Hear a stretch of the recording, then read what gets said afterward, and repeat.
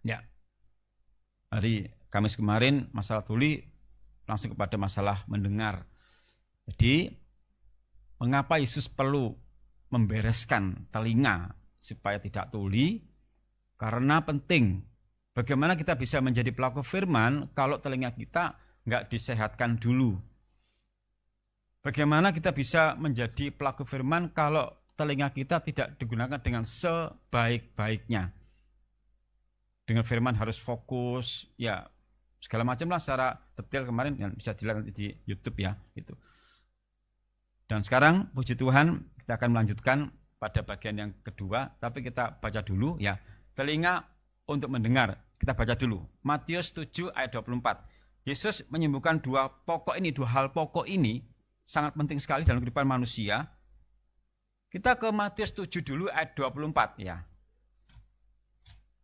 Sejenak masalah mendengar, nanti baru kita masuk ke mulut. Kenapa harus dibebaskan atau disembuhkan ya. Jadi Matius 7 ayat 24 ya. Kita baca dulu Matius 7 ayat 24 ya. Kita baca sebentar ya. Ya, 1 2 3. Setiap orang yang mendengar perkataanku ini dan melakukannya, ia sama dengan orang yang bijaksana yang mendirikan rumahnya di atas batu. Jadi mengapa telinga harus dibereskan dulu supaya bisa mendengar perkataanku? Jadi kalau kita ingin mau mendengar firman dengan sungguh-sungguh, maka harus dibereskan dulu telinga kita. Mendengar ini sangat penting. Bahkan juga 1 Samuel 3:10. Ini ayat fenomenal sekali. Ya. Supaya nanti kalau Allah memanggil kita, kalau Allah menyebut nama kita tidak kebingungan. Kita tahu, wah ini Allah memanggil. Langsung sigap menjawab gitu. 1 Samuel 3 ayat yang ke-10. 1 Samuel 3 ayat yang ke-10. Kita baca ya. 1, 2, 3. Lalu datanglah Tuhan berdiri di sana dan memanggil seperti yang sudah-sudah. Samuel, Samuel. Dan Samuel menjawab, berbicaralah, sebab hambamu ini mendengar. Amin. Sekarang saya baca awalnya. Ya. Lalu datanglah Tuhan berdiri di sana dan memanggil seperti yang sudah-sudah. Rupa-rupanya kalimat yang sudah-sudah ini, panggilan Allah belum direspon oleh Samuel. Dia mengira orang lain yang memanggil. Dia mengira imam yang memanggil. Sehingga dikatakan yang sudah-sudah. Jadi kita perlu peka mendengar suara Allah. Sehingga pada akhirnya Samuel tanggap. Samuel, Samuel. Sampai diberi tanda seru. Berarti ini pasti keras. Gak mungkin Samuel, gak mungkin. Wong keras saya baru tanggap, apalagi pelan kan gak mungkin ya. Samuel, Samuel. Gitu kan. Dan Samuel menjawab, berbicaralah, sebab hambamu ini mendengar. Jadi kadang-kadang ada anak yang dipanggil berkali-kali gak connect. Baru intonasi meningkat, baru noleh. Orang tua juga begitu, kadang memanggil anaknya sampai 5 kali gak connect. Baru ke-6 ditinggikan volumenya, voltase ditinggikan, baru noleh. Gitu kan? Mas Farhan, Didik Noel, apa gitu kan itu. Kadang seperti itu. Orang tua pernah nggak merasakan manggil anaknya sampai 5 gak ngereken? Sering curhat iki ya berarti. Bapak-bapak pernah memanggil anaknya sampai ping 6 baru noleh? Enggak pernah. Bapak hebat ya. Luar biasa. Ibu-ibu ping 10 baru noleh ya. Iku pun moro mbek dijewet ya. Kopengmu nandi. Ibumu tapi anak yang kuat iman masuk disenggol ngene ning guyu tok. Ya. Ya, anak-anak, kamu muda-mudi Youth Zion, kalau orang tua memanggil segera berlari menghadap. Mungkin dibutuhkan, mungkin diberi sesuatu. Puji Tuhan. Karena kalau enggak tanggap segera merespon nanti berkatmu hilang. Ini Samuel langsung, ya Samuel berbicaralah. Coba ini mendengar. Jadi Allah membereskan telinga kita. Rupa-rupanya umat Allah, sebagian umat Allah juga punya telinga tapi tidak dipakai untuk mendengar. Tidak ngerti untuk dengar apa, tidak tahu ya kemarin. Ini perlu diperingatkan. Sampai kepada bangsa Israel dikatakan, tidak usah saya sampaikan. Depannya T, belakangnya L. Karena tidak mau mendengar gitu. Depannya T, ada L di tengah, ada L di belakang itu. Ada O di tengah-tengah gitu. Lengkap akhirnya ya gitu. Itu bangsa Israel. Karena apa? Tidak respon, tidak tanggap. Karena itu Allah mau menyembuhkan, Yesus mau menyembuhkan telinga ini dulu. Bagaimana kita bisa menjadi pelaku firman kalau telinga kita nggak beres? Bagaimana kita bisa menjadi berkat kalau telinga nggak beres? Karena apa? Dengar firman dulu, kita terima, baru dilakukan. Dalam sikap hidup kita, dalam tingkah laku kita. Jadi harus dibereskan dulu ya. Termasuk pada siang hari ini, siapkan telinga hanya untuk dengar firman. Jangan dengar kanan kiri, mungkin ngajak ngobrol segala macam, tolong ditahan dulu. Jadi yang mau ngajak ngobrol-ngobrol, tolong ditahan dulu, supaya fokus bisa mendengar firman. Ya, siap dengar firman seterusnya? Siap dengar firman? Ya, nanti kalau ada nyenggol, bilang aja, aku ngrungokno firman. Ya enggak kurang akal, langsung di WA. Pinter banyak ya teknologi ya. Oke ya? Saya paham kok, paham seperti itu. Paham. Enggak boleh bicara gampang. Mari kita baca Alkitab, gak dulu Alkitab. Langsung WA, kirim. Pahamlah saya gitu ya. Oke. Sekarang kita bagian yang kedua, mulut. Mengapa gagap bisu itu supaya disembuhkan, supaya bisa apa? Berbicara menjadi saksi. Yesaya 50 ayat 4. Yesaya 50 ayat 4.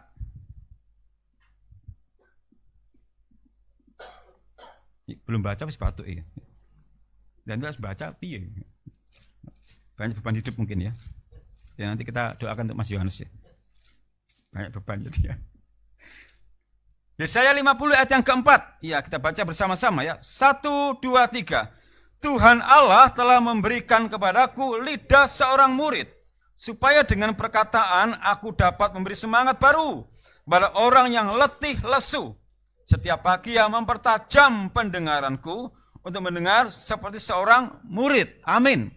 Jadi mengapa Yesus menyembuhkan yang gagap, yang bisu, supaya apa? Ya, Tuhan Allah telah memberikan kepadaku lidah seorang murid, supaya dengan perkataan aku dapat memberi semangat baru.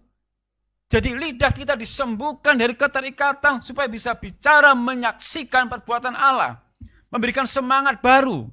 Jadi setiap ucapan itu yang membangun, ucapan itu yang bisa menjadi berkat, memberikan semangat.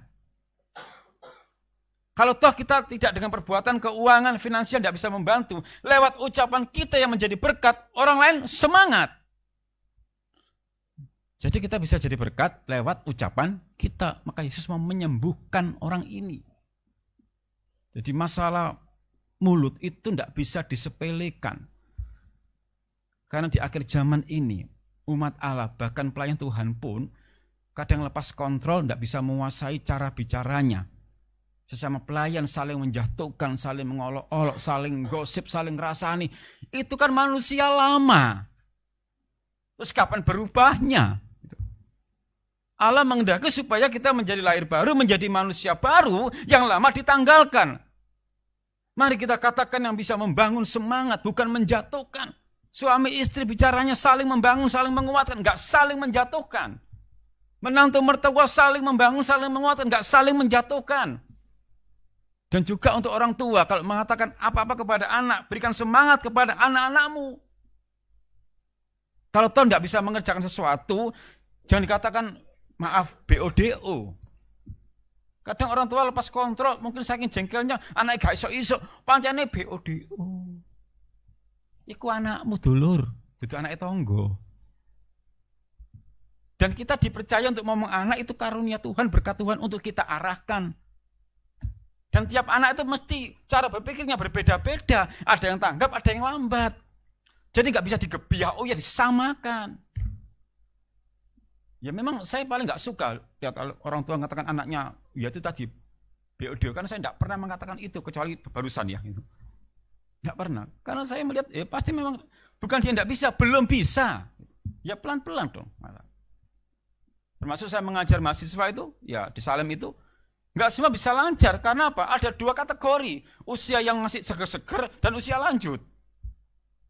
Dan kalau sudah usia lanjut, nyekel keyboard kakune koyo kayu jati. Tangannya kenceng ini. Pak, gini Pak, iya. Tak tinggal dulu balik mana gitu kan. Kan kalau pegang chord kan gini ya, 5-3-1 ya. Ini secara original chordnya begitu. 5-3-1 ya gini atau gini gitu. Yo, tak tinggal dulu balikmu ini mana? Nyentangnya ini. Di sini gede-gede. Yo kan sudah sepuh ya. Nah, saya tidak menyalahkan, memang sudah kebiasaan. Ya pelan-pelan saya arahkan. Tak telateni, Pak, gini Pak. Sampai tak cekel, gini Pak. Gini Pak. Oh iya. Nyun sewu Pak, gini Pak. Tak arahkan jari tak totong ini. Tak telateni sampai iso. Jadi mengapa mata kuliah musik gereja ini saya tidak mau kalau online. Saya mintanya offline. Jadi mereka didatangkan.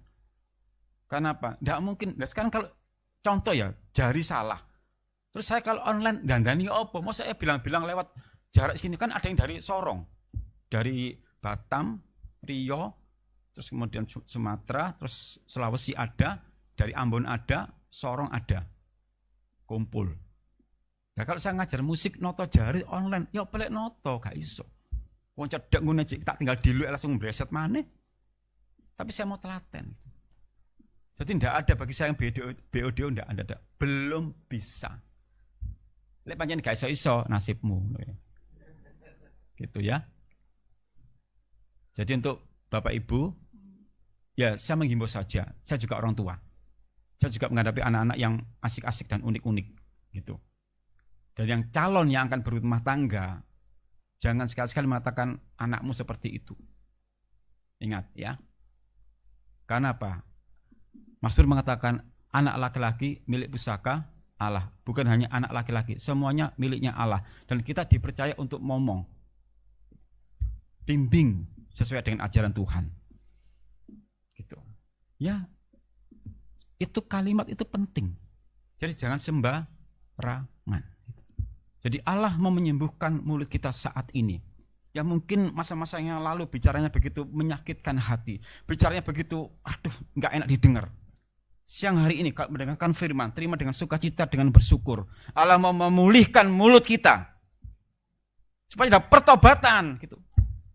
Jika ada pertobatan, hidup diubahkan. Allah bisa memberkati kita lewat cara bicara kita. Bahkan secara jasmani pun orang bisnis itu, dia bisa sukses karena caranya bicara. Customer yang mau datang membeli barang-barang jualan kita, kalau cara bicara kita itu sembarangan, customer akan hilang, klien akan hilang. Apalagi di bidang jasa. Itu secara sekuler, secara jasmani. Apalagi rohani. Jadi Allah bisa memberkati kita lewat cara kita bicara. Tuhan, ya saya harus kenceng ini karena semangat ya. Maklum, ulang tahun, semangat. Minggu depan saya mesti down lagi ya, karena sudah melewati masa-masa ulang tahun. Ulang tahun, semangat makanya. Saya 50 tahun, usia emas, woy, keren. Bung Roto lebih dari emas, mungkin sudah lewat ya. Kan tahun lalu emas ya, Bung Roto ya. Sekarang apa ya? Masa balik imitasi pun enggak tahu ya. 50 tahun lebih itu kan, itu keren dulu, luar biasa. Ulang tahun emas, waduh. Harusnya pakai baju emas, Bu. Emas gitu ya. Ya, puji Tuhan. Ya. Penjelasan sekarang. Ya. Kita kembali baca lagi Markus 7 ayat 35. Ya.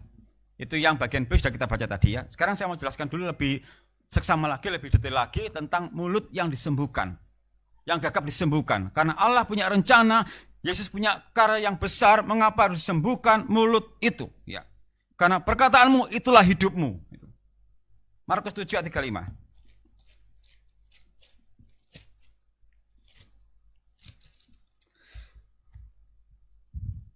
Ya, Markus 7 ayat 35. Mari kita baca. 1, 2, 3.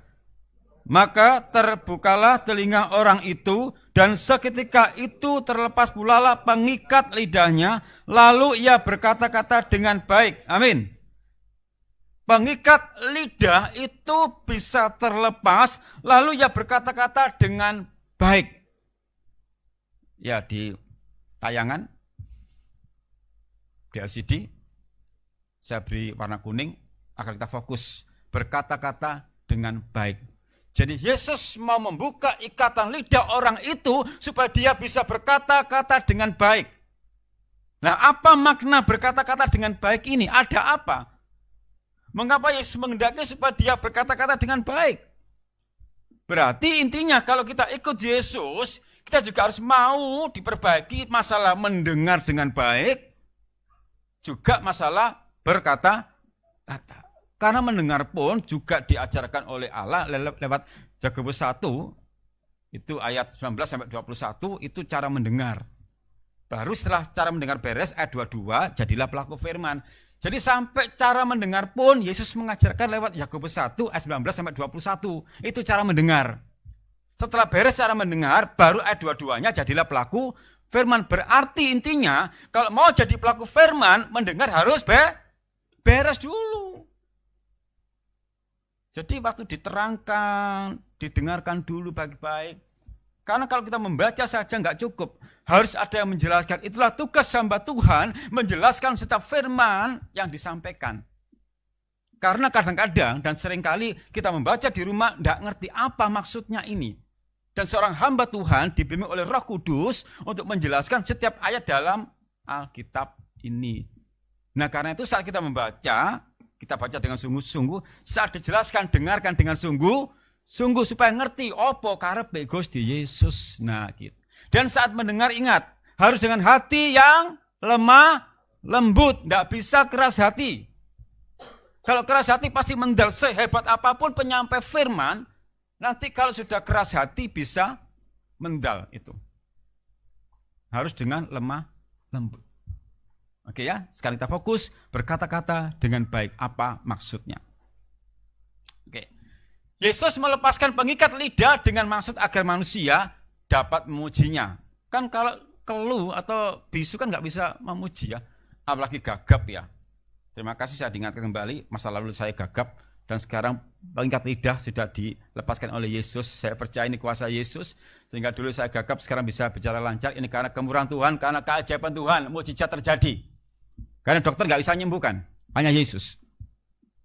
Tahu semua, saya dulu kan saya gagap sekali, ngomong nggak bisa. Tapi karena oleh kuasa Allah, pengikat lidah yang buat saya gagap dilepaskan dalam nama Yesus. Dan sekarang bisa bicara dengan lancar. Ini karena kemurahan Tuhan. Gitu.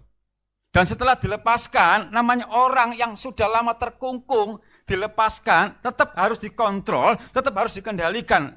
Begini, seseorang yang misalkan di dalam kamar terus ya, dikungkung, dikurung lah.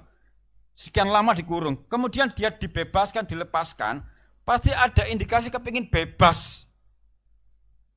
Nah, demikian juga kalau lidah sudah lama terikat, tidak bisa bicara, Yesus melepaskan. Nah, setelah bisa berkata-kata, tetap harus dikendalikan, dikuasai. Kalau enggak, nanti berbahaya. Amsal 13 ayat 3.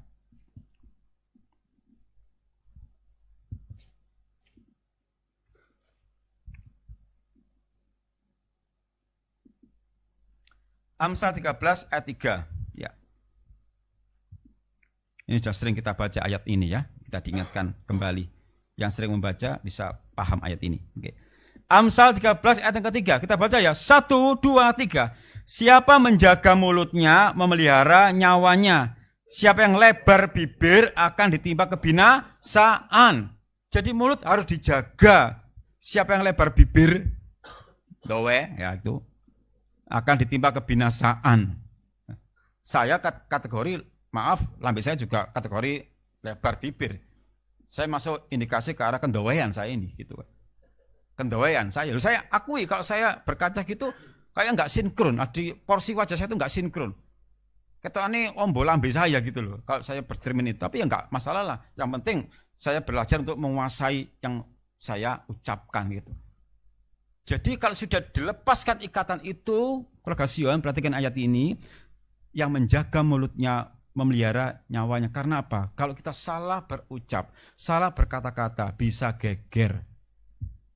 Bahkan mungkin kita tidak berucap ya. Karena kadang-kadang di media sosial sekarang ini, ucapan bisa lewat tulisan. Karena itu jagalah lisan dan tulisan. Kadang kita mau menyerang seseorang, nggak cukup dengan lisan, tapi dengan tulisan. Gegerlah. Satu pejabat dan satu artis nggak mari-mari gara-gara bicara lewat media sosial. Sekarang masih rame kan? Ya, inisial L sama R itu kan rame sekarang. Gara-gara sepele tetapi berdampak luas karena mungkin tidak ngomong, tapi lewat tulisan unggahan di media sosial. Karena itu keluarga Sion, dalam kita bermedia sosial, bijaksanalah dalam menulis, jaga lisan dan tulisan. Bikin status itu jangan sembarangan, jangan menyerang orang. Karena apa? Ada undang-undang elektronik yang bisa nanti kita diperkarakan gara-gara salah tulisan. Sekarang ini lebih diperdalam masalah undang-undang itu. Jadi tolong kalau menulis sesuatu, apalagi yang mengancam-ngancam, itu bisa di screenshot jadi bukti. Gampang sekarang. Membantah sekalipun sudah di screenshot, di SS ya, screenshot. Itu jadi bukti di kepolisian. Sehingga saya mewanti-wanti menghimbau kepada seluruh, terutama Youth Sion, kaum muda, yang setiap hari tidak lepas dari handphone, tapi jarang pegang Alkitab, gitu. Fakta. Ya dihitung sedino, kenceng di. Ya wes, gak tak terus no. Hati-hati dalam bermedia sosial. Itu. Ya, jangan sampai menyinggung perasaan orang, mengolok-olok. Jadi masalah nanti. Jaga ya. Jadi sih katakan siapa menjaga mulutnya, memeliharanya. Banyak artinya kalau kita tidak bisa menjaga mulut kita, nyawa kita terancam. Orang benci dengan kita gara-gara ucapan kita. Tapi orang suka dengan kita juga karena ucapan kita. Jadilah pribadi yang menyenangkan orang. Lewat ucapan kita. Jangan jadi orang yang menyedihkan. Nanti kita dibenci, gak disukai. Begitu kita datang langsung menghindar. Jangan, dia kalau ngomong gak enak. Tapi kalau bicara kita menyenangkan, kita ditunggu-tunggu, dinanti-nanti. Ngangeni awake dhewe. Seneng gak ngangeni ngono? Dikangeni seneng gak? Seneng. Wah, gara-gara kangen wahing-wahing. Gara-gara kangen wahing-wahing gitu. Ya. Jadilah pribadi yang ngangeni gitu. Juga yang lagi pacaran, saudara, belajarlah bicara yang membangun. Lo masih pacar gurung karuan ngomongnya api. Serius. Karena gegeran ya pacare dhewe. Karena ya apa ya? Enggak dikontrol, enggak dikuasai. Kadang yang ceweknya kalau ngomong nyelenget, bersyukurlah cowoknya itu adem, penyabar. Kayak Aldebaran gitu ya, itu penyabar ya. Tapi yang ceweknya itu kalau pacarnya musisi direkam, tiga background, ya didol, nang sinetron. Memang kebanyakan kalau saya perhatikan yang cowok itu mesti adem ayem, tenang, cenderung nggak ngereken. Tapi yang perempuan, tapi kembali kepada saling melengkapi. Dan nanti kabeh adem ayem nggak enak, cempleng laan. Kabeh rame ya berbeken, ya saling mengimbangi. Yo gantian lah. Mungkin kalau sang cewek lagi kenceng, ya cowoknya meredam. Nanti kalau sudah leren kesel, gantian cowok. Ya saling melengkapi gitu, ya. Para cowok yang penyabar, pendiam, berbahagialah. Ya. Meskipun toh sampai tambah kurus enggak apa-apa. Karena itu orang sabar itu nahan. Dikatakan wong sabar ngono lemu, enggak, aku enggak percaya. Wong sabar kuru, aku percaya. Lho iki sabar iki, aku nahan iki. Sabar. Semboyanku paring ngono sabar. Karena menghadapi banyak anak-anak yang seperti itu. Setiap hari dilatih dengan anak-anak saya yang begitu banyak di Pegri ya itu. Oh, itu ujian kesabar. Masuk lewat online juga pertanyaannya tuh aneh-aneh. Dikasih jadwal, tanya besok. Sampai 3 kali tak kirimi jadwal untuk ngambil rapot. Juji takon maneh. Pak, besok apa Selasa? Tak kirimi jadwal maneh, ping 3. Gitu kan. Belum lagi yang lain tanya.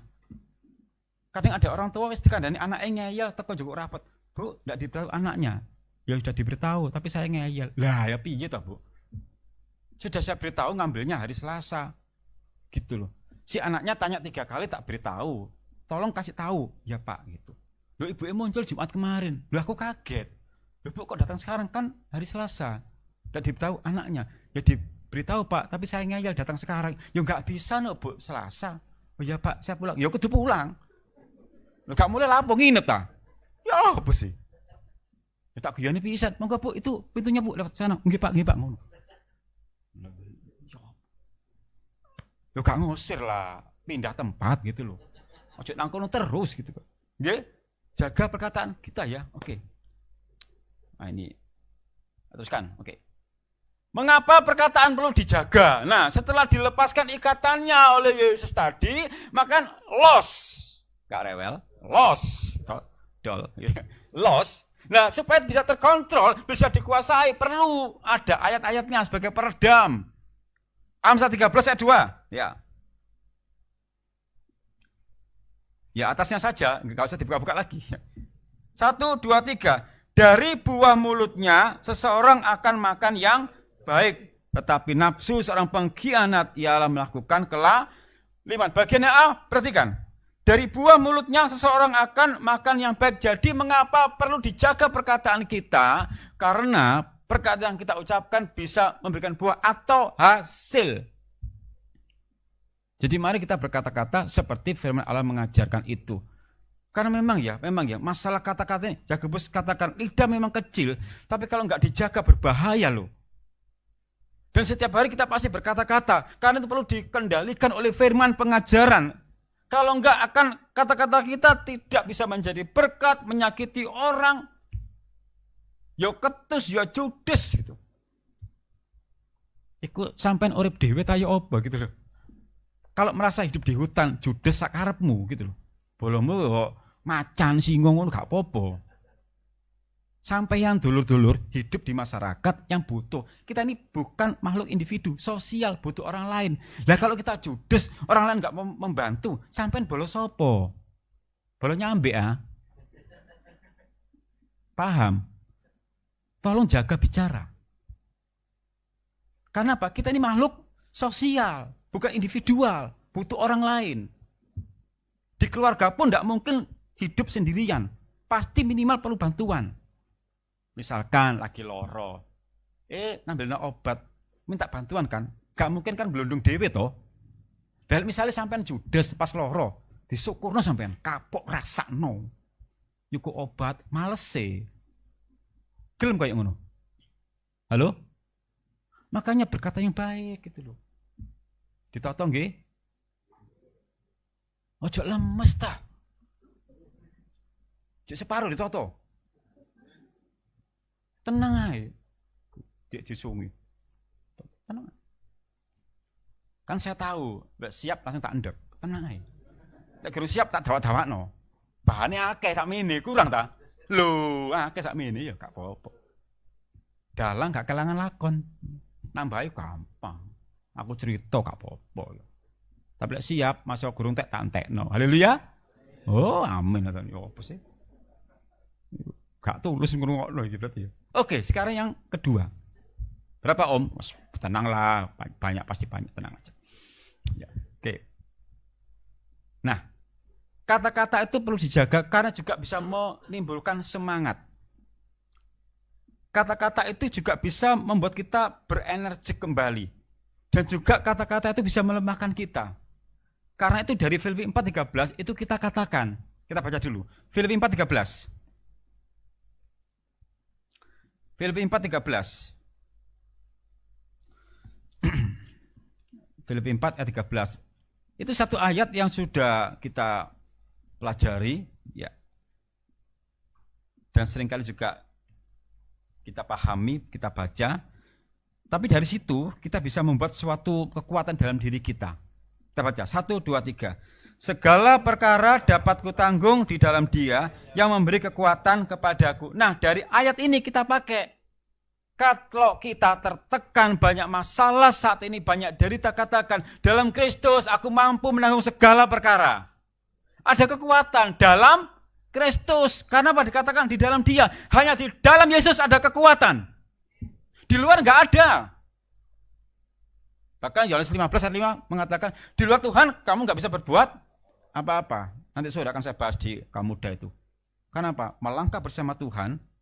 Kalau enggak melangkah bersama Tuhan, enggak ada kemajuan. Nanti sore akan saya bahas di Kamuda. Ya, sudah saya sharekan judulnya di grup WA, ya, itu. Jadi kalau kita tertekan itu, kenapa? Meskipun orang lain menasihati harus kamu kuat, tapi kalau enggak ada respon positif dari diri kita, ya enggak bisa. Jadi yang bisa menumbuhkan semangat siapa? Ya diri kita. Karena itu ucapkan kata-kata yang baik sesuai dengan firman Allah. Saya nggak niru buku-buku motivator, tidak. Saya ambil dari Alkitab. Jadi kalau saat saya tertekan, Tuhan kuatkan aku percaya Engkau menolong. Ini. Gitu. Dan bila kita lelah, capek ya. Kalau kita usaha, capek, istirahat boleh. Nyerah jangan. Kita usaha, kalau lelah, istirahat. Tapi jangan nyerah. Kalau nyerah sudah tidak bisa apa-apa. Orang kerja lelah wajar, capek wajar, istirahat toh. Aku buka usaha, aduh, kok belum sukses ya? Aku capek, tak istirahat dulu boleh. Tapi jangan nyerah. Nah setelah segar kembali, refresh pikiran oke, langsung bawa dalam doa, Tuhan, aku juga mau mulai usaha, hikmat-Mu aku butuhkan Tuhan. Fresh, lanjut. Jadi kalau lelah, istirahat boleh, nyerah jangan. Dan saat kita lelah katakan, aku kuat di dalam Kristus. Tumbuhkan semangat. Semua orang pasti ada masalah. Saya juga banyak problem. Jangan dikira di sini mesti enteng-enteng aman, tidak. Pikiran saya bekerja terus, apalagi dengan jabatan yang baru pasti akan berpikir lagi terus. Ini otak tidak pernah berhenti kalau tidur aja itu. Terus mumet. Senin sampai Minggu terus beraktivitas. Ya saya bisa begini karena kemurahan Tuhan, karena saya pakai ayat ini. Di dalam Tuhan aku bisa menanggung segala perkara. Saya mengambil, karena itu kalau kita membaca ayat, imani dan aminkan. Enggak cukup diwaca tok.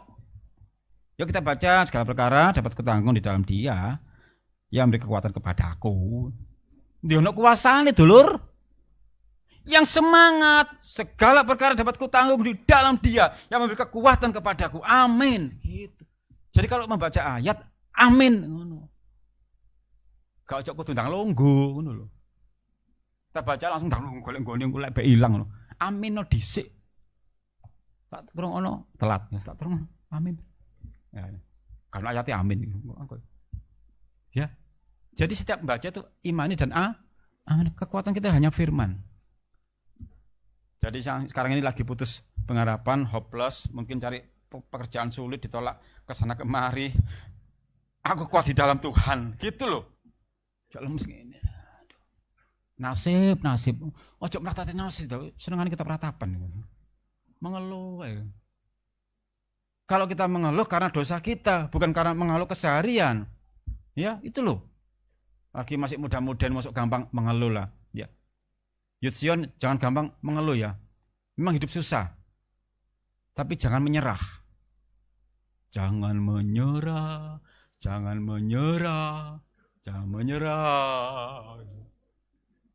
Mosok ganteng-ganteng gampang nyerang ini.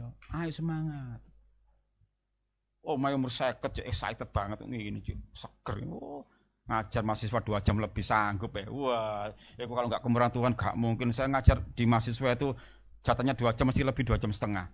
Itu berdiri terus ngajar semangat itu. Waduh, kenapa? Responnya bagus. Ini tanya, jadi ada interaktif langsung. Semangat sekali. Dan bersyukur Allah memberikan karunia untuk bisa menjawab pertanyaan mereka apapun itu. Saya juga heran, aku kok bisa jawab ya gitu. Saya tuh kadang heran loh. Pertanyaan memang soal musik ya, tapi kadang-kadang aneh-aneh gitu. Tapi yes, Yesus, I love you, luar biasa. Hikmat mengalir terus. Pertanyaannya mesti berhubungan musik, tapi kadang tidak saya duga. Tapi karena waktu berangkat itu saya, Tuhan aku mau ngajar, sertai. Makanya kalau mau bekerja itu dalam nama, ojo bludas-bludus saya. Sudah saya bahas kan, kalau buka usaha, buka ruko dalam nama Yesus. Buka lapak dalam nama Yesus. Mau mengajar dalam nama Yesus, agar Yesus menyertai dan memberikan hikmat. Nah, kalau saya ngajar tidak disertai Yesus, ngomong apa aku? Tidak bisa, langsung. Biasa. Saya capek ya pasti, kalau saya capek istirahat dulu. Lanjut, semangat ya. Jadi kalau sekarang ini kalau kalian ada yang merasa lelah, capek, pakai ayat ini. Dalam Kristus aku mampu menanggung segala perkara. Ada yang lelah sekarang? Lelah ditinggal pacar? Aku kuat Tuhan di dalam Kristus, tinggal pacarku Tuhan. Gak usah direken. Kalau itu kehendak Tuhan, Tuhan ganti yang paling oke. Gitu. Gak usah mbok sesali. Nanti kalau dipertahankan, ya kalau jadi berkat, kalau ganggu pelayananmu. Jadi kalau punya pacar itu yang mendukung pelayanan, bukan menghambat pelayanan. Yudsion semua saja. Jangan sampai saudara punya pacar yang menghambat kesetiaanmu kepada Tuhan. Jangan sampai saudara punya pacar yang menghalangi kesetiaanmu pada Tuhan. Lebih baik putus daripada hancur hidupmu. Lah kadang cinta, mesti atas nama cinta. Cinta, cinta. Ya apa cinta? Nah, sekarang kalau nekat misalkan, ibadahmu kacau. Anda melayani kacau. Apakah diberkati hubunganmu sama Tuhan Yesus? Saya yakin enggak diberkati itu. Geger terus yo. Memang awalnya sakit harus putus, tapi demi kebaikan. Gitu. Makanya toh kalau mau cari pacar, sertakan Tuhan Yesus. Gak anggar nyaut-nyaut ae. Mumpung aku lagi sepi mari nganggur ngono. Dulur, ya. Yudsion, ya. Tuhan, aku mau cari pasangan hidup, tunjukkan Tuhan. Berdoa gitu loh.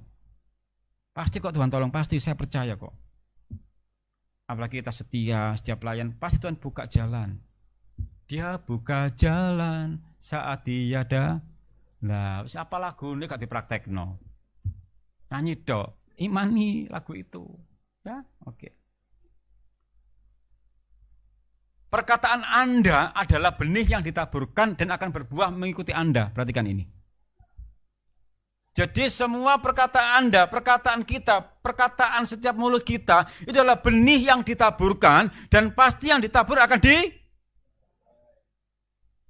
Hukum tabur tuai itu berlaku meskipun perkataan kita juga bisa dituai nanti. Apa yang kita katakan sekarang, ya nanti akan kita tuai itu. Kalau kita katakan yang baik, pasti menuai baik. Anda tabur apa? Baik, pasti menuai baik. Nah sekarang kalau perkataannya nggak baik, selalu menyakiti orang, terus menuai kebaikan, nggak mungkin. Kalau kita katakan yang baik, menuai yang baik, bicaranya enak didengar, pasti orang lain suka dan akan menolong. Tapi kalau perkataannya lenget, gak enak nang ati, siapa seneng. Yuk kita fair-fairan aja loh ya, fair-fairan aja loh. Dan saya pun juga praktek itu, saya masih belajar, saya belum sempurna, saya belajar. Dimanapun saya berada, saya berusaha berkata-kata yang baik, yang menyenangkan orang. Supaya saya menimbulkan image yang baik, dan itu juga berhubungan agar nama Yesus dipermuliakan. Itu tujuan saya. Saya enggak dipuji, enggak masalah dipuji, terserah mereka, enggak masalah. Yang penting saya berkata yang baik itu untuk menyenangkan hatinya Tuhan. Kenapa? Menjadi pelaku firman. Itu. Jadilah berkat lewat perkataan. Mulai siang hari ini berubah. Kalau tetap enggak berubah, ya sudah, terima wis. Ya. Allah mau memulihkan kita lewat ucapan kita. Allah mau memberkati kita lewat perkataan kita. Suami istri, katakan yang baik. Jangan saling menyakiti kalau ingin diberkati hidupmu. Ini harus saya katakan ya. Supaya dipulihkan keluarga Anda gitu. Karena kata-kata bisa menghancurkan hubungan suami istri, bisa kacau gara-gara kata-kata yang tidak dikendalikan, tidak dikontrol, apalagi saat emosi. Waduh, sudah katakan nyelenget, mesti masa lalu jenggot-ungkit. Itu zaman purbakala. Banyak hal yang baru yang harus dikerjakan daripada ngungkit masa lalu. Ya, jadi untuk suami istri, mulai sekarang ini, siang hari ini, ubah cara berkata-kata itu, perbaiki. Ya yang mesra gitu loh, ya yang tayo opo ngono loh. Masa gak romantis peksolah. Ya masih aku gak romantis, aku gak iso. Tapi saya juga belajar tidak menyakiti istri saya. Tak eman-eman, wayu ngono. Banter amine. Kata ini gak tahu di kapan ngono ya. Banyak aku gak romantis, ya apa? Gak iso. Aku romantis diguyu malan. Ngono, gak iso. Ya wis lah, gak apa-apa ya. Penting melaku sampai saiki. Perkataan itu doa loh, hati-hati loh ya. Hati-hati loh, ya. Ibu-ibu kalau lagi mangkal sama anaknya, tak dongakno, hati-hati loh, jogo loh ya. Bapaknya ngono, anaknya, mungkin anaknya mau ngokong, tak dongakno, doa loh perkataan itu. Dibuka 1 Petrus 3 ayat 10.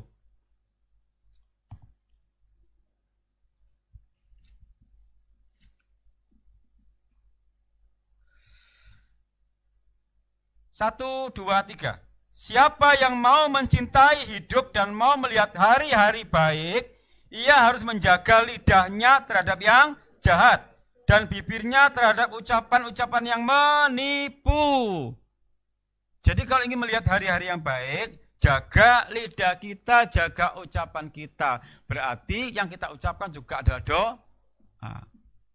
Ungkapan kebenaran, ungkapan kebaikan itu juga bisa mendatangkan berkat untuk kita.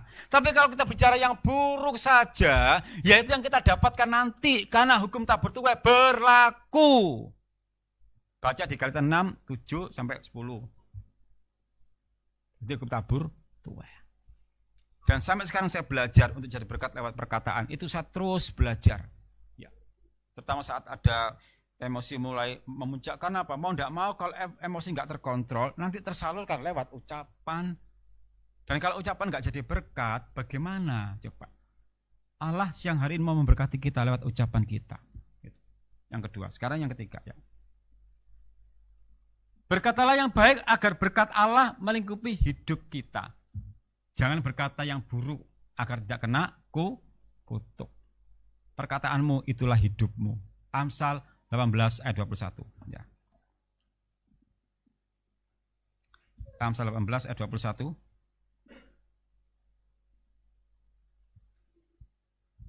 Oke, kita baca ya. 1, 2, 3. Hidup dan mati dikuasai lidah. Siapa suka menggemakannya akan memakan buahnya. Hidup dan mati dikuasai lidah. Jadi kehidupan kita bagaimana tergantung kita mengucapkan. Baik buruknya diri kita tergantung apa yang kita ucapkan. Jika kita berkata yang baik, pasti yang baik datang kepada kita. Itu saya sangat percaya. Minimal orang senang dengan kita. Dan kalau orang senang dengan kita butuh apa-apa suatu saat, mereka nggak segan-segan membantu, menolong. Memang bukan tujuan kita, aku tak berkata yang baik supaya dapat bantuan. Tidak. Tetapi hukum tabur tuai itu berlaku. Hidup yang menyenangkan orang, kita akan disenangkan. Kita menyenangkan Tuhan, Tuhan akan menyenangkan kita. Itu pasti. Dengan kita berkata yang baik, berarti menjadi pelaku firman. Yang jadi pelaku firman adalah menyenangkan Tuhan. Kalau kita menyenangkan Tuhan, Tuhan pasti menyenangkan hidup kita. Itu pasti. Jadi kalau mau disenangkan Tuhan hidup kita, senangkan Tuhan. Senangkan Dia. Lewat ucapan kita, lewat perbuatan kita, agar bisa menjadi berkat. Allah memperlakukan kita sesuai dengan apa yang kita katakan. Bilangan 14 ayat 28. Bilangan 14 ayat 28. Ya. Haleluya ya. Ketajaman firman pengajaran akan memulihkan kita, karena anak yang kukasih akan kutegur dan kuajar. Karena itu relakan hatimu dan bertobatlah. Itu Wahyu 3 ayat 19 ya. Saat ini relakan hatimu ya, kalau kena firman bertobatlah agar kita dipulihkan oleh Tuhan Yesus. Bilangan 14 ayat 28. 1, 2, 3. Katakanlah kepada mereka, demi aku yang hidup, demikianlah firman Tuhan, bahwasanya seperti yang kamu katakan di hadapanku, demikianlah akan kulakukan kepadamu. Nah, perhatikan ya, saya ulang ya. Bahwasanya seperti yang kamu katakan di hadapanku, yang kita katakan di hadapan Tuhan Allah, demikianlah akan kulakukan kepadamu. Jadi apa yang kita katakan, itu yang akan dilakukan oleh Allah. Jadi yang kita katakan apa itu menggerakkan tangan Tuhan. Tuhan, aku butuh pertolonganmu. Itu ucapan kita, menggerakkan Tuhan. Tapi jika kita berkata yang buruk, tangan Tuhan tidak akan bergerak untuk menolong kita. Tidak mungkin. Ya, mulai siang hari ini, kalau masa-masa yang lalu kita masih selalu mengucapkan kata-kata yang tidak menyenangkan, mulai siang hari ini bertobatlah. Tuhan itu masih sabar untuk menantikan kita berbalik dan bertobat. Jangan tunda-tunda lagi. Allah mau memulihkan hidup kita.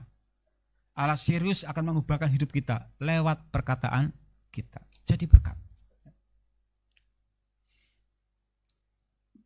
Allah meminta kita berkata yang baik, karena apa? Setiap kata-kata kita akan dipertanggungjawabkan. Setiap ucapan kita, setiap perbuatan kita akan dipertanggungjawabkan. Matius 12, 36 sampai 37. Matius 12 ayat 36 sampai 37. Ya. Matius 12 ayat 36 sampai 37. Kita baca 1, 2, 3. Tetapi aku berkata kepadamu, setiap kata sia-sia yang diucapkan orang harus dipertanggungjawabkannya pada hari penghakiman. Karena menurut ucapanmu engkau akan dibenarkan, dan menurut ucapanmu pula engkau akan dihukum. Amin. Jadi setiap ucapan kita akan dipertanggungjawabkan nanti di pengadilan terakhir. Bagaimana? Renungkan ayat ini loh ya. Jadi setiap ucapan kita akan diperhitungkan. Ini pengadilan terakhir ini, nggak ada lagi, terakhir loh. Saya baca ini ngeri loh ya. Jadi omongan kita itu dicatat ternyata. Loh ya apa nyateti? Ya kan Allah Maha Kuasa, ya, pasti nggak usah kita ragukan itu. Tetapi aku berkata kepadamu, setiap kata sia-sia, berarti ada kata yang sia-sia, yaitu kata-kata nggak berguna. Yang suka menyakiti orang itu kan nggak berguna sama sekali, tidak membangun. Kata-kata sia-sia itu yang tidak membangun, tapi malah menyakiti orang, menghancurkan orang, itu akan dipertanggungjawabkan nanti. Camkan ayat ini untuk kehidupan kita pribadi lepas pribadi. Mulai siang hari ini renungkan ayat ini. Jaga perkataan kita. Dalam keluarga jaga itu semuanya. Dalam pergaulan jaga perkataan kita. Nanti akan dipertanggungjawabkan. Wah, saya ngeri loh membaca ayat ini. Dampaknya sangat berat sekali. Sederhana kok. Kalau kamu berkata yang baik diberkati, kalau enggak ya dikutuk. Selesai. Simple, sederhana. Tapi prakteknya memang butuh kita tuntunan kuasa Roh Kudus. Kalau enggak bisa susah nanti. Hati-hati. 2 Korintus 5:10 ya. Terutama dalam keluarga. Mari kita jaga perkataan kita masing-masing. Antar saudara, kakak adik, jaga perkataan ya. Jangan sembrono. Kakak adik juga, adik kakak, padha ae wis, bolak-balik. Kakak yang ngamuk-ngamuk bicara dengan adik gak enak. Aduh, itu kakak harus bertobat itu. Nah gimana om, adik nuwakal mau kok? Ya didoakan tuh adiknya tuh. Dek, sadaro, ngono lho. Aja diketake adikmu. Oke. 2 Korintus 5 yang ke 10. 1, 2, 3. Sebab kita semua harus menghadap tahta pengadilan Kristus, supaya setiap orang memperoleh apa yang patut diterimanya, sesuai dengan yang dilakukannya dalam hidupnya ini, baik ataupun jahat. Jadi kalau ucapan yang baik itu ya kita terima yang baik, kalau yang jahat terima yang jahat. Semuanya Alkitabiah, saya jelaskan semuanya detail secara Alkitabiah. Saya tidak ngarang-ngarang, tidak, semua dari Alkitab. Ini harus saya sampaikan pada siang hari ini. Memang tajam, langsung kepada fokusnya. Ya karena Allah mau memulihkan kita, mau memberkati kita. Kalau ingin hidupmu dipulihkan, diberkati, jaga perkataanmu. Perkataanmu itulah hidupmu. Perkataanmu itu adalah suksesmu. Dunia bisnis saja loh, masalah perkataan sampai diajari. Sekolah kepribadian itu, wah, cara bicara, ada yang bisa kami bantu, terima kasih sudah datang, selamat datang kembali. Kalau di bank-bank itu diatur ngomongnya. Gak ngebuka, wis, merbuo. Lah masuk satpam buka, satpam diajar sampai itu saya sungkan. Pak, ada yang bisa dibantu, satpam, lu udah bikin ada satu bank ya di Kerampung itu. Saya sampai kerasan, pengen nggak mulai, tapi ya apa ya, harus mulai ya. Satpam itu gede, tapi bicaranya halus. Selamat siang Pak, ada yang bisa dibantu? Ini Pak, oh ya, silakan. Itu orang dunia kayak ngono, seneng. Cinta konang bang seneng. Bukti kalau perkataan itu menyenangkan jadi berkat toh. Dan mengapa kita anak-anak Tuhan yang full pengajaran nggak dipraktekkan? Kenapa? Ya tapi ya nggak usah sampai di rumah ada yang bisa kami bantu Pak, ibu yang ngono. Mau makan apa Pak? Bisa dibuat. Yo gak koyo ngono lah gitu. Bapak mulai kerja, ibu nang pintu. Ada yang bisa dibantu Bapak? Mau minum apa? Galonan boleh. Nah, apa sak galone monggo dibuka no lawang. Monggo Bapak silakan. Iya. Mau apa minum kopi atau teh? Sebentar ya Pak, begitu. Oh, itu bojomu langsung oh, sawan iki. Kerja kudu ndang mulai ae. Ibu judes, wis aku nang kantor nglembur ngono. Nggih. Ibu-ibu aja judes ya. Ibu-ibu. Woi, ibu-ibu. Woi. Ojo judes-judes to, bapak. Mulai kerja kesel ya sing apik lah. Bapak, selamat malam. Good night. Good night, Daddy. Wah, gitu kan. Kok Daddy teko kok Daddy ya. Gitu ya. Lah, ya apa ya jadi berkat. Saya heran ya, satpam gede-gede awake. Sopan deh. Sampai mau Pak ini saya mau bayar kartu kredit. Oh iya, ini Bapak bisa ambil ini struknya, ini bisa dia. Oh iya. Sudah Pak? Iya. Mau dibuka no lawang. Kene nang omah buka-buka lawang dhewe gitu kan. Dibuka lawang. Selamat siang Pak, terima kasih atas kunjangannya. Selamat datang kembali. Bungkuk-bungkuk loh. Gede awake, sopan. Terbukti kalau perkataan yang enak itu menyenangkan, membuat customer seneng. Klien itu seneng. Karena dia bidang jasa. Enggak hanya jasa, yang lain pun juga. Dosen apalagi, guru. Itu guru dituntut loh, ngomongnya yang enak. Tapi ya kadang ya apa ya, muridnya goda ya. Emosi kadang muncul. Itu kita dilatih dan saya diajar oleh anak-anak PGRI selama 16 tahun. 2005 saya mengajar sampai sekarang, 16 tahun diajar untuk bisa melatih kesabaran agar keluar kata-kata yang tidak menyakitkan. Ini masih enak online. Waktu offline itu berinteraksi langsung, waduh, itu latihannya luar biasa. Tapi karena firman pengajaran mengajar saya untuk menguasai lidah saya agar bisa menyenangkan murid-murid. Sampai kepada jadi dosen pun saya juga menjaga perkataan agar bisa menyenangkan mahasiswa. Dan puji Tuhan mereka senang. Saking senengnya sampai takon terus gak mari-mari aku gak boleh-boleh sampai. Karena seneng. Tapi kalau dosennya membosankan, cara ngajar gak enak, terus gak selesai sih. Kadang ada dosen itu yang ngajar ya itu letterlek ya moco gitu. Mahasiswa salah wis kesel akeh pikiran ngene. Ya, paham, paham Pak, paham. Gitu. Karena wis kesel. Padha saiki aku khotbah sing kesel ngono liyeng wisan. Makanya tak mareni ae gitu. Wis gak bertahan wis kudu ngene. Bisa bertahan ngene puji Tuhan yo, anugerah iku. Tapi gak kuat kudu ngene.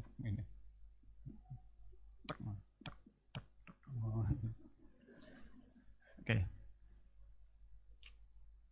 Puji Tuhan. Jangan dikira selesai. Mendekati detik-detik penyelesaian. Oke. Bila kita telah mengatakan yang baik, maka akan diberlakukan. Ini pasti kok. Sudah, enggak usah diragukan. Kalau kita berkata yang baik, pasti kita dapat yang baik gitu. Tapi kalau mengatakan yang jahat akan dihukum. Jadi mulai saat ini, mari dengan saya juga kita belajar mengatakan yang baik. Lidah gagap ada keterikatan sudah dibukakan oleh Yesus. Dan setelah lepas kita perlu mengontrol perkataan kita, perlu kita kuasai perkataan kita agar bisa menjadi berkat. Dan kalau kita menjadi berkat, pasti Allah senang. Nah kalau Allah senang, pasti kita disenangkan. Itu pasti, gak mungkin tidak. Ya, puji Tuhan. Saya tidak tahu ini selesai atau enggak, saya juga ragu-ragu ini. Tapi saya tekan saja kalau hitam berarti haleluya ya. Oke, 1, pokoknya kalau hitam langsung haleluya. Oke ya. Iya, 1, 2, 3. Belum. Loh, ngeluh kan? Iyalah, baru mari gitu kan. Oke. Ini sudah beda fontnya. Ini kode berarti. Kan beda fontnya toh? Ya. Kita baca. 1, 2, 3. Menjaga perkataan kita setiap hari adalah cara terbaik memelihara hidup. Allah memberkati semuanya. Sekian firman Allah pada siang hari ini. Ya. Masih